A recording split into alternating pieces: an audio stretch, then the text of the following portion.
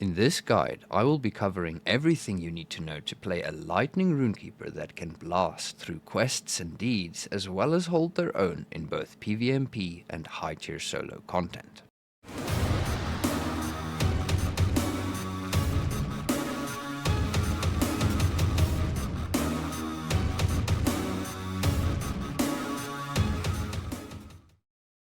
Hello folks, and welcome to my Solo Yellow Rune-Keeper build guide. I consider this a universal solo build since in my experience it works extremely well for solo landscape, delvings and PvMP, but it can work decently for some low tier group content too.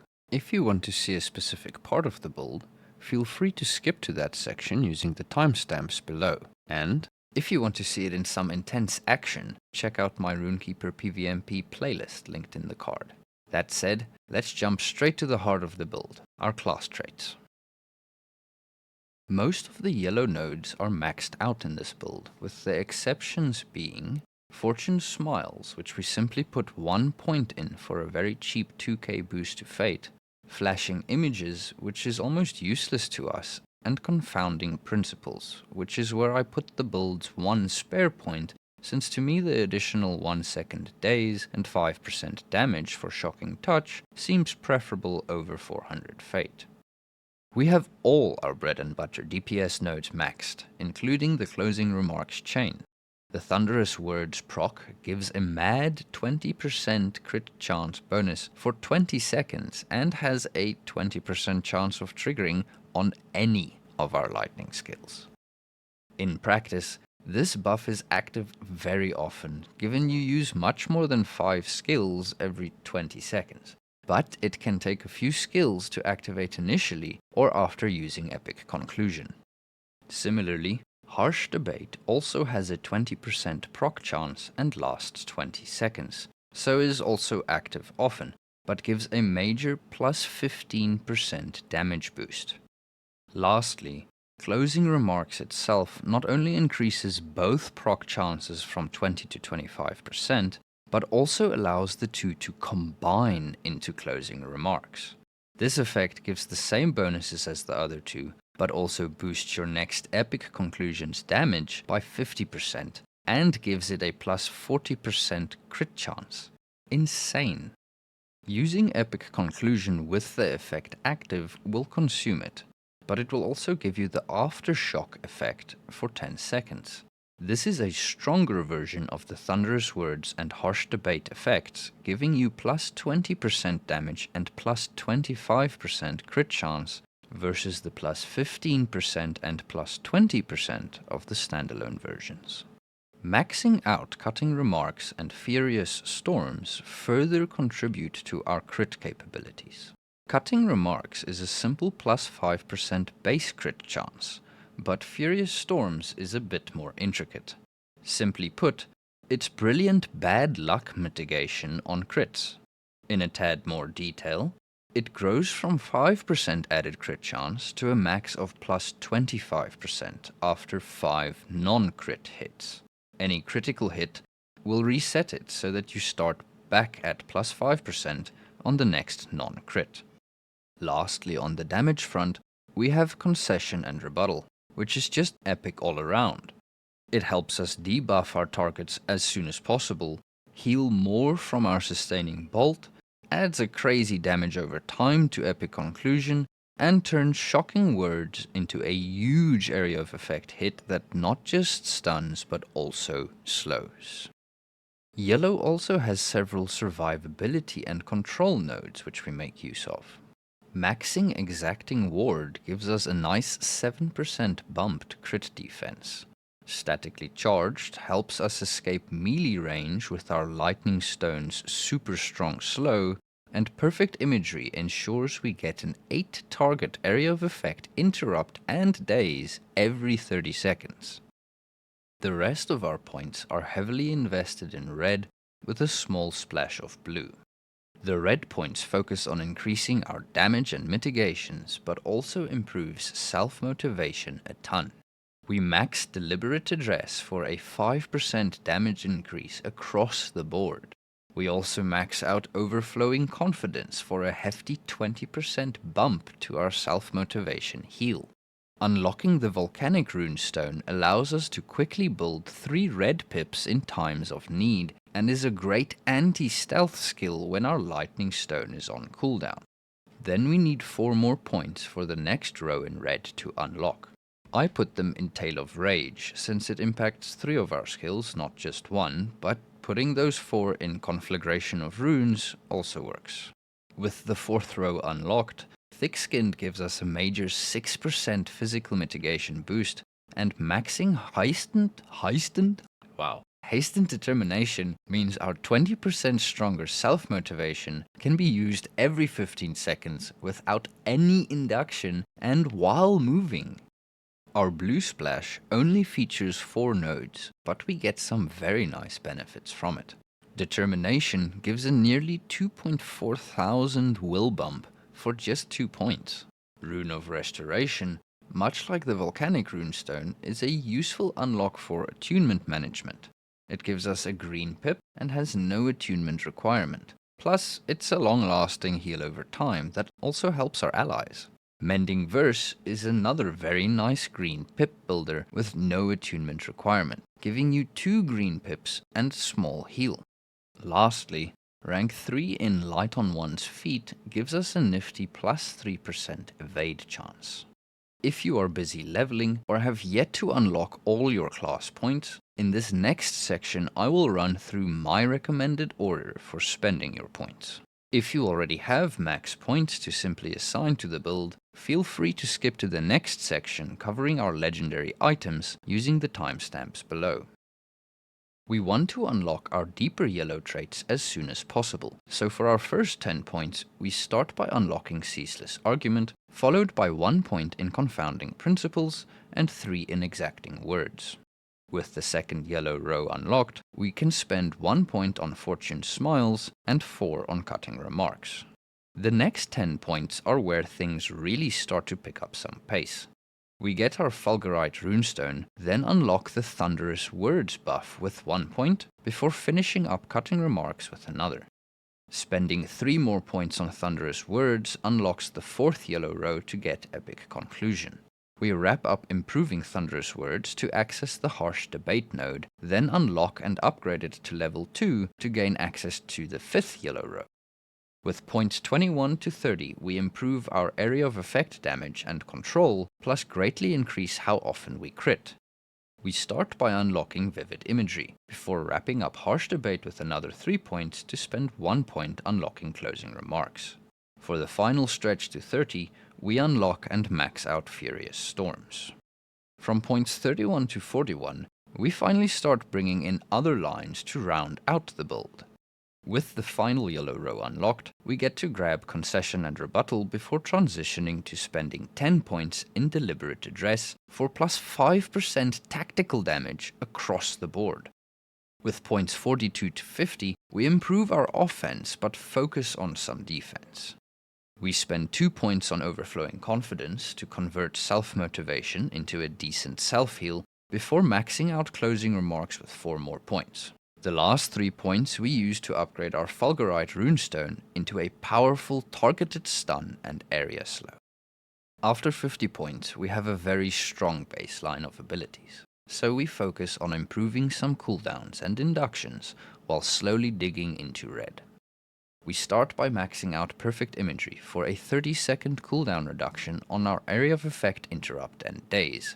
Then we max out Overflowing Confidence with another 8 points, unlocking the 3rd row in the process. From point 62 onwards, we focused almost entirely on our other lines, first continuing our digging into red. Grab our Volcanic Runestone for some better attunement management, then sink the next 8 points into Tail of Rage, primarily to unlock the 4th red row. With the next stretch of points, we target our healing and recovery. Investing 6 points to max out Hastened Determination allows us to now use it while moving. At last, we grab Mending Verse in blue before returning to red to max Thick-Skinned for a 6% increase in physical mitigation. For our last 12 points, we further improve our defense, but start by getting a cheap boost to will with 2 points in Determination. Now we put 6 points into light on one's feet, unlock our Rune of Restoration, and wrap up the build with another 2 points to max exacting words. Other than our class point distribution itself, legendary items make the biggest contribution to the build. For heraldries, we run a tempestuous eagle pair to get a ridiculous 15% boost to lightning damage. We use our word of power slots to increase our damage and criticals for both single target and area of effect abilities. Our 5th word of power slot is a ranged attack extension, but you can also run base morale multiplier as a more defensive variant. For our masteries, we greatly improve our Fury of Storm damage and crits, lower our target's resist chance, boost the damage for several of our skills, increase our debuff strength, as well as reduce our self-heal and bubble cooldowns while bumping their potency. As for our word of craft slots, Tactics and Fury gives us a huge boost in damage and crit chance, while the last 2 slots can either be used for a heroic precision pair, or for a more defensive but relatively expensive route, running a Word of Craft defense and a Word of Craft haste works too. Some advice on upgrading your legendary items. Obviously, higher quality or rarity traceries are preferable over lower, but it's not exactly easy to afford upgrading all the traceries on our legendary items. Ideally, we want rare or purple traceries as a bare minimum. In other words, try to get common or yellow ones upgraded before upgrading any others. Purples are quick to farm for and cheap to barter for. Once you have reached that baseline, then I suggest saving for legendary or gold traceries. Incomparable traceries are great rewards, but in my opinion often a waste of ancient script if bartered for. For this build, I suggest the following order for legendary tracery upgrades. Excluding gear, after class points and traceries, virtues are the 3rd largest contributors to a build. The meta is to run a good balance of offensive and defensive virtues, and this build is no different.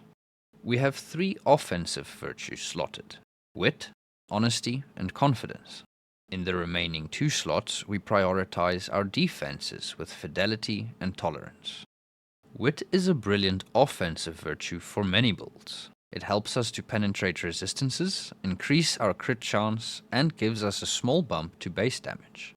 Honesty focuses on buffing our base damage while also bumping our crit chance. And Confidence not only gives us a crazy boost to our crit chance, but further reduces our opponent's resist chance and gives us a small physical defense bonus with the extra evasion.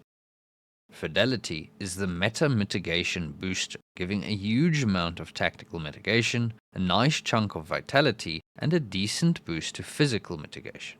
Finally, Tolerance also gives us a second helping of Fidelity's tactical and physical mitigation boosts, but instead of the vitality, gives us a nice bump in resist chance.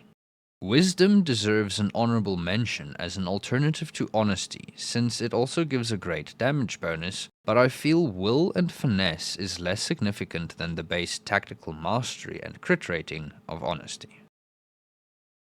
The last contributor to the build, small as it may be, is our racial traits. For Yellow Rune-Keepers, I recommend High Elves due to their plus 5% light type damage bonus from Enmity of Darkness, but they have other great racial traits too.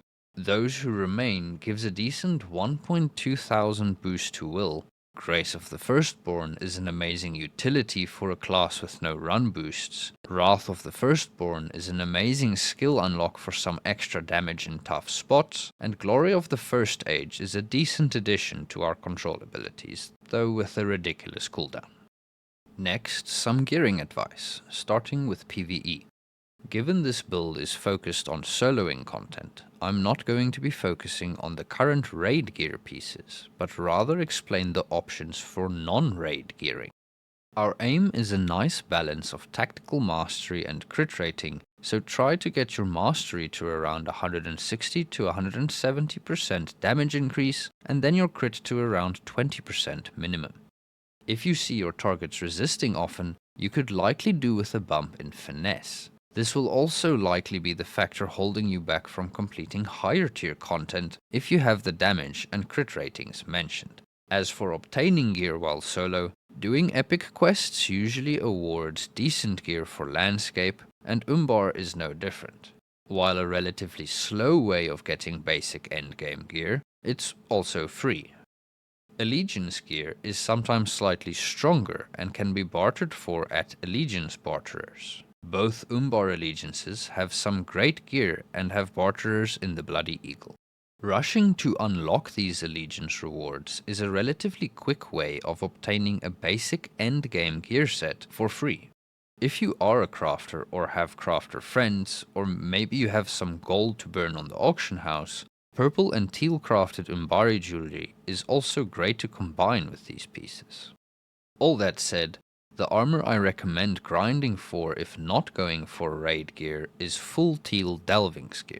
These pieces can be bartered for 1,500 delving writs each and drop quite frequently in tier 8 or higher delvings. With epic quest or allegiance gear and some purple crafted jewelry, this build is more than capable of soloing tier 8 to 10 Umbar delvings. Completing the Umbar allegiances also awards some of the best rings in the game, and each of your Umbar delves will help you progress towards that. In addition, they will earn you embers that can be bartered for great adventurers' teal jewelry and essences. For essences, we run Will, Tactical Mastery, Crit Bonus, and Vitality. Again, trying to aim for that 160 to 170% damage bonus and 20% crit chance minimum. My PvE gear setup consists of full teal delvings armor, teal guild-crafted Umbari earrings, a jet-studded necklace, crafted pristine Umbari chisel, 2 eagle rings of swift justice, and then ember-bartered adventurer's bracelets, token, and a cape. This setup allows me to speed through tier 10 delvings without hassle and take on tier 12 delvings with a little more focus. With it, the build achieves the following stats: 32.7% tactical crit chance, 8.1% devastate chance, and 44.4% bigger crits. 180.4% tactical damage increase and 48.9% outgoing healing increase. 24.9% reduction in target resist chance. 42.8% reduced incoming physical damage, 28.9% reduced incoming tactical damage, and 7% reduced incoming critical damage. 11.1% evade chance, and 12.5% resist chance. For PvMP gear, we don't exactly have a lot of options. If you can't yet afford or wear the Commendation's bartered gear, I highly suggest buying the full starter set for some silver, then upgrading one piece at a time to the bartered versions. Make sure to only upgrade once you can afford both the piece and an essence to slot in it, since without the essence, it would be a downgrade. Aside from our cape, all slots generally have 2 options: a mitigation boosting defensive piece or a mastery boosting offensive piece. The stat values on the armor pieces are slightly stronger than those of the jewelry, so we can fine-tune the build here. Excluding our legendary items, class item and cape, we have 14 offensive or defensive choices. I run with 10 offensive pieces, specifically 6 fierce jewelry pieces and 4 keen armor pieces. The remaining 4 slots I use to boost my defense with 2 reinforced jewelry pieces and 2 reinforced armor pieces. For the class item, I prefer the healing rifler over the chisel. The rifler not only makes our immediate heal from Prelude to Hope 50% stronger, but also gives us a nearly 10,000 bump in outgoing healing, which makes our heals around 2% stronger. As for the essences we slot in our gear, don't waste commendations on lower tiers. Just save for Sergeant's essences. My essences are a pure class setup, focusing only on mastery and crit ratings. Specifically, I use 7 tactical mastery essences and 8 critical rating essences. With this setup, I get the following final stats: 27.7% tactical crit chance, 6.3% devastate chance, and 34.1% bigger crits. 184.2% tactical damage increase, and 61.3% outgoing healing increase. 29% reduction in target resist chance, 38.6% reduced incoming physical damage, 29.1% reduced incoming tactical damage, and 20.6% reduced incoming critical damage, 7.8% evade chance, and 8.2% resist chance. All in all, much like my PvE set, I found the result to be a great balance of offense and defense. We can hit like trucks with our 184% base damage increase and 27.7% crit chance, yet our incoming damage reductions are great too, and our nifty evade and resist chance means we can often negate both physical and tactical hits entirely. While we are looking at gear, it feels fitting to quickly mention some useful items to help buff us and further improve the build's capabilities. Hope tokens are great bonuses to both our outgoing damage and incoming damage reduction.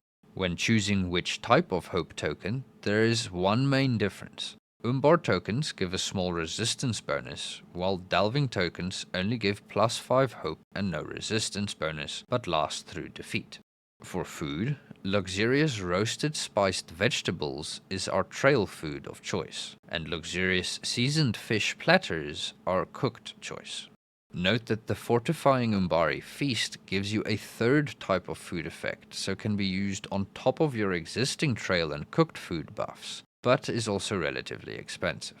Umbari or Etenmoor's Battle and Warding Scrolls are great cheap buffs to both our offense and defense strength. Making sure to always have some strong morale potions, maybe a few power potions, as well as salves or draughts for all conditions is generally standard, but worth a reminder. For PvMP specifically, the insignia is a brilliant, non-consumed item to help escape from combat states, and the fear pots are stronger than fear salves, plus can be bartered for with commendations. Aromatic spirits and unbinding vials can also come in handy but aren't used as frequently. Lastly, orange enamels give a hefty bonus to our devastate magnitude and can help with attunement management, but they are generally not used due to the brevity of the effect versus the cost of the item. The same can be said for luckstone infused draughts. For the final part of this guide, we'll be looking at our skills and some general build usage strategies. This build does not use a fixed rotation, but rather uses general guidelines and short skill sequences to adapt and respond on the fly. Let's start with a few general guidelines. Firstly, try to get at least one writ of lightning hit on your target as soon as possible. Next, Ceaseless Argument is great for our early game and a decent filler later. Whenever waiting on your cooldowns or thinking about the next skill, ideally not often, use it to boost your attunement in the meantime. Try to get into a cycle of building attunement quickly to around 5 or 6 red pips, then use a couple medium hit skills before clearing attunement back to neutral with a high hitter. Most of the time in PvE, we will need more than one target for a full cycle.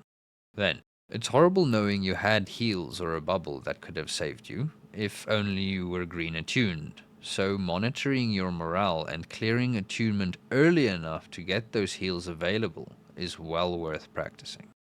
While at 5 or higher red attunement, try to use Static Surge whenever it's available.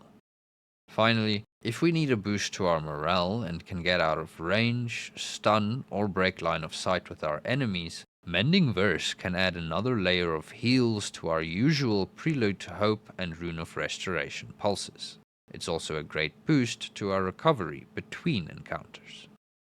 When specifically considering PvE, don't waste hard-hitting skills like Epic Conclusion, Essence of the Storm, or Shocking Words on low-health targets. Rather get them down with 1 or 2 medium or small hit skills, then use Writ of Lightning and a hard-hitting skill on your next target. When doing tougher pulls, have your Rune of Restoration placed just before the pull. Not only does this help you survive the initial surge of incoming damage, but it will also generate enough threat to pull some mobs from you, like a tank. Focus on ranged or other dangerous targets first. Most melee mobs can be kited, which is simply running around so they can't reach and hit you. That means your biggest incoming damage is usually from ranged targets, so getting them down first is usually a good way of increasing survivability. The same applies to fast running mobs or mobs that stun you frequently. If there are multiple ranged or dangerous targets, try to stun them with shocking touch or vivid imagery, then quickly deal with them one at a time. Try to control melee mobs with your Fulgurite Runestone's slow and vivid imagery. Kiting is a breeze if you keep running around the stone. In more urgent situations, or when in need of group interrupts, vivid imagery is great. Using vivid imagery shortly after a pull to just control a surge of incoming melee attackers is a good way to focus on range first. Armor of the Elements is another great anti-melee skill because of the stun it applies to any attackers, so don't be afraid to use it early. For PvMP, use your environment. Trees, rocks, walls, anything that can break line of sight will help you avoid some damage. Try learning about the classes you are up against and what conditions to expect from them. For example, poisons from Weavers and bleeds from Reavers. Then be ready to actively monitor for those conditions in encounters against those classes. Placing a Rune of Restoration before the fight helps you to just have that extra bit of recovery while they are using high hitters. Build muscle memory for the upcoming defensive and heal attunement switch sequences. By using Armor of the Elements early in melee encounters, we can bait our opponents to use their stun removal, opening our chance to stun them later with other stunning or dazing skills like shocking words or vivid imagery. Practice evasive running. Rapid direction changes, circling a point, or running through your target and flipping around are all ways to help prevent them from facing you, thereby preventing their damage entirely. If you have morale to heal, try use self-motivation whenever off cooldown, ideally after a neutral attunement returning skill. Finally, there are several useful skill sequences to practice. These aren't specific to PvE or PvMP, so rather I've split them as offensive and defensive sequences. For our offensive sequences, using Final Word after vivid imagery allows us to interrupt the very long animation and get straight back to our other skills. For our opener, using Fulgurite Runestone, Writ of Lightning, and Scribe Spark puts us at 8 red attunement super quickly without using any medium to big hitters. After opening against solo targets, we can chain Essence of the Storm, then Shocking Words or Epic Conclusion. If the target is hitting us hard, the Shocking Words route helps disrupt incoming damage. If they are really hammering down on us, like in the first few seconds of most PvMP fights or tough pulls, skipping Essence of the Storm and going straight for Shocking Words is also a great choice. After opening against groups, we will most likely have multiple foes in melee range, so an animation-cancelled vivid imagery is a great choice here. Sadly, we will only be left 1 red pip higher doing this, as one of the 3 red pips we get from vivid imagery will be wasted when we cap out at 10, and we lose another from the animation cancel. Despite the mere 1 increase, this route can greatly increase our survivability in these situations. After this, we can spend our attunement on a hard hitter like Shocking Words or Epic Conclusion. Note that if vivid imagery is on cooldown, or the group around you is large and consists of very tough opponents, using Concession and Rebuttal followed by Shocking Words is an even harder hitting, better crowd control alternative. Following attunement clears, if our Fulgurite Runestone is off cooldown, we can simply use our standard opener again. If it's still on cooldown, we can substitute our Volcanic Runestone for it. As for defensive sequences, we can quickly activate our Word of Exaltation bubble at any time by using a neutral attunement returning skill, then Prelude to Hope, followed by the bubble. Chaining this sequence after our Concession and Rebuttal Shocking Word sequence is extremely strong when there are many numbers against you. If we time when we activate our Word of Exaltation to align with when we have our Rune of Restoration off cooldown, We can add it between Prelude to Hope and the bubble to make the bubble slightly stronger and give us a second active heal over time. If we start needing more morale or power, after reaching high attunement and before clearing it with a high hitter, we can change Sustaining Bolt and a 3 red pip builder like our Runestones, Writ of Lightning or Essence of the Storm. This keeps our attunement high for our big hit to follow, while also ensuring we get a great heal bonus for our Sustaining Bolt. If Shocking Words and Epic Conclusion are both on cooldown, but we need to quickly pop Word of Exaltation, then we can either use Steady Hands for an instant switch, or Sustaining Bolt, Shocking Touch, Self-Motivation and Rune of Restoration can be chained to quickly remove up to 9 red pips. Thank you for watching my guide. As always, I hope it's helped you and that you feel confident to now go try build your Yellow Rune-Keeper. If you did enjoy the video and would like to show your support for my efforts, I'd highly appreciate a like and subscribe.